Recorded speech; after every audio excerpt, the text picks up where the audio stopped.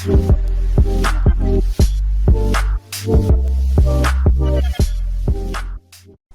guys, TheAirsoftTech here, and welcome back. Today we're going to be talking about the top 3 things you can do to your AEG to maximize reliability. Now, whenever I build just about any airsoft gun, I think of building it in terms of reliability. I like to maximize the reliability of the gun so I don't have to take it apart as often to replace broken parts or to do, basic maintenance. And so these are the top 3 things you can do to your AEG to maximize reliability. Now, all of these things together cost really less than $30 to do, especially if you do it all yourself. Now, if you hire somebody out to do it, they kind of set the price on how much they charge to do it. But if you do all this yourself, which includes going out and buying the necessary materials and parts, then you can probably do this for under $30. Now, real quick before we get started on this top 3 list, none of these things are absolutely necessary to do to your gun. As a matter of fact, if you were to not do these things to a stock performing gun, chances are your gun would still last a pretty long time before it broke down. But if you want to maximize reliability, these are the 3 things I recommend. Number 1, perfect shimming. Now, as close to perfect as possible at the very least. I have a video on this topic if you've never shimmed a gun before or don't even know what that is or don't even know where to start. I have a video on my channel on how to perfectly shim your AEG. Now, shimming basically just alleviates as much mechanical stress as possible on your gears and motor and essentially allows maximum energy transfer from point A to point B when it comes to the gears. And so shimming is extraordinarily important because it kind of dictates the wear and tear on the gears, the wear and tear on the motor gear itself, the amount of amp draw that the motor pulls, stuff like that. Perfect shimming can actually slightly increase your rate of fire, your trigger response, and makes your gun sound a lot better. So that's thing number 1 to do to maximize reliability. Number 2, perfect AOE. Now, AOE stands for angle of engagement, and I know there's a lot of people out there that are probably going to disagree with me on this one. That's totally fine. I think if you correct AOE in your stock gun or in your slightly upgraded gun, it's going to perform more reliably than it did before. Angle of engagement is essentially the angle at which the sector gear and the piston's pickup tooth contact each other, and that contact point should be as flat as possible so that you kind of spread out the stress that is applied to the pickup tooth from the sector gear, as opposed to it being on a small point of contact. It's now across the entire pickup tooth. In my experience, this increases the piston's life and longevity, therefore overall increasing the reliability of your gun. All right, and number 3 is kind of a little bit more of a basket of items as opposed to just one simple modification, and that would be upgrading your electrical system. Now, I would recommend getting at least a 3034 based MOSFET with 16 gauge wires and a Dean's connector.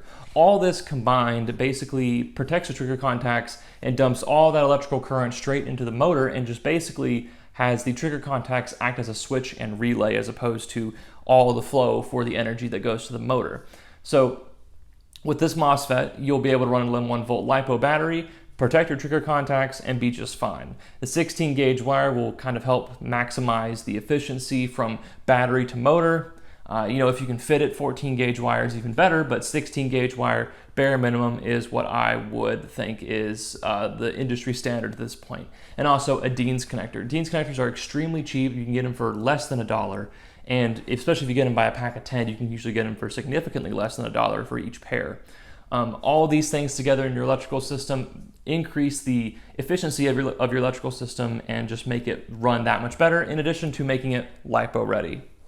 Now, you can definitely take number 3 pretty far. You can say, well, I want to upgrade to something even better. You can do a Gate Aster, a Gate Titan, a BTC Spectra, a BTC Chimera, a Leviathan, a Perrin MOSFET. You can do all kinds of things here. You don't just have to go with the bare bones, but just for the sake of proving my point that all this can be done for under 30, a basic 3034 MOSFET will do just fine, and you can usually find those for a little bit less than $20 each, and they tend to come with ample wire to rewire your gun, and some places even offer a Dean's connector for it.